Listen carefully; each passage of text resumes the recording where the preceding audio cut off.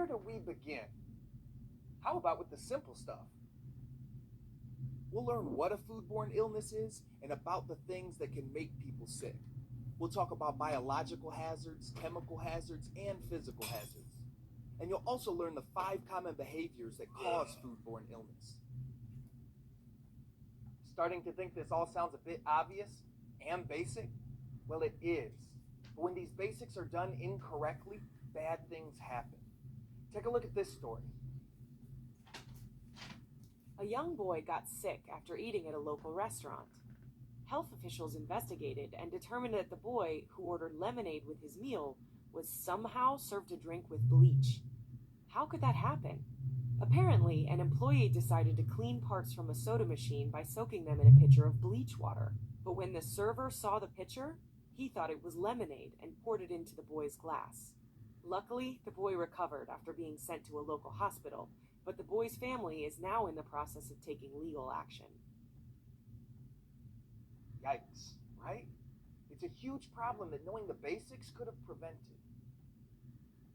Here's a question for you. Have you gotten sick from something you ate in the last year? No? You're really lucky. Every year, 48 million Americans get a foodborne illness. Let me tell you what I mean by that.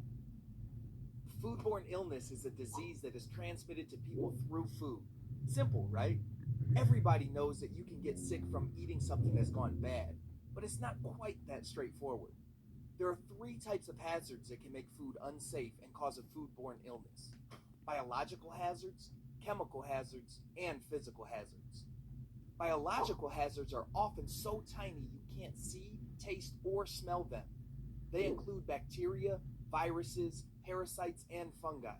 And trust me when I say they're not as cute as these little guys in the drawing. These forms of life are everywhere. Many are harmless, but some, called pathogens, cause illness.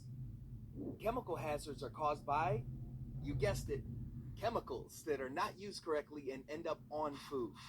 I'm talking about things like cleaners, sanitizers, and polishes. And finally, we have physical hazards, a broad category. Some physical hazards occur naturally in food, such as bones in fillets or fruit pits. Other kinds of physical objects become a hazard when they fall into food. Stuff like glass, metal shavings, staples, dirt, jewelry, and bandages. Ugh, just thinking about it makes me feel a little sick. For bandages specifically, some operations have employees use brightly colored ones to cover wounds. This makes the bandages easy to spot if they drop in food, though it's admittedly no less disgusting. So now you know what the hazards are, but you know where they come from? Pretty much everywhere.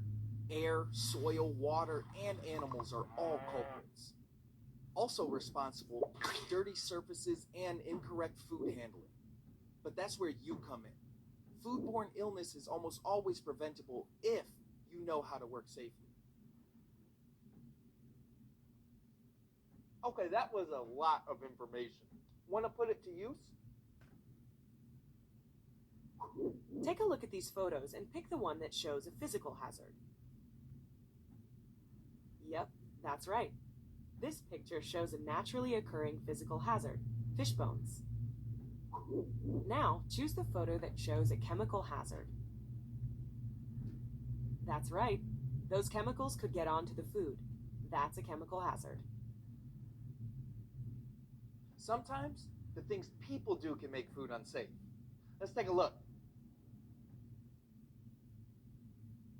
There are 5 mistakes that can make food unsafe and cause a foodborne illness: purchasing food from unsafe sources, poor personal hygiene, cross-contamination, time temperature abuse, and poor cleaning and sanitizing.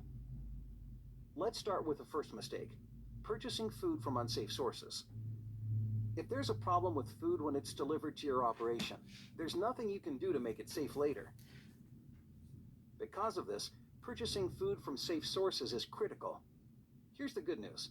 Usually, this is the manager's responsibility. So let's talk about the mistakes you can do something about. Like the second mistake, poor personal hygiene. Yep, we're going there. Poor personal hygiene occurs when you're transferring pathogens from your body to the food. There are several ways this can happen. One of the most basic is when you touch your body and then touch food. Sounds straightforward, right? But poor personal hygiene is the most common cause of foodborne illness outbreaks in restaurants and food service operations.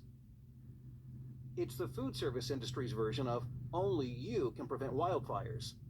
Only you can prevent foodborne illness by practicing good personal hygiene. Cross-contamination is another practice that can make food unsafe. This is when pathogens are transferred from one food to another, like when raw chicken is allowed to touch food that is ready to eat. Say hello to salmonella. Cross-contamination can also happen when one surface touches another and pathogens are transferred to that surface. Another problem is time temperature abuse. This is when food is allowed to stay too long at temperatures that are good for pathogen growth. You know, like that milk carton you forgot to put in the fridge before going to bed that one time. And finally, the last mistake people make is poor cleaning and sanitizing. When surfaces that touch food are not cleaned correctly, pathogens can be transferred to food. Starting to wonder why we don't get sick from foodborne illnesses more often? Don't worry, it may seem like there are lots of ways to make food unsafe, but once you understand what the dangers are, it's easy to avoid them.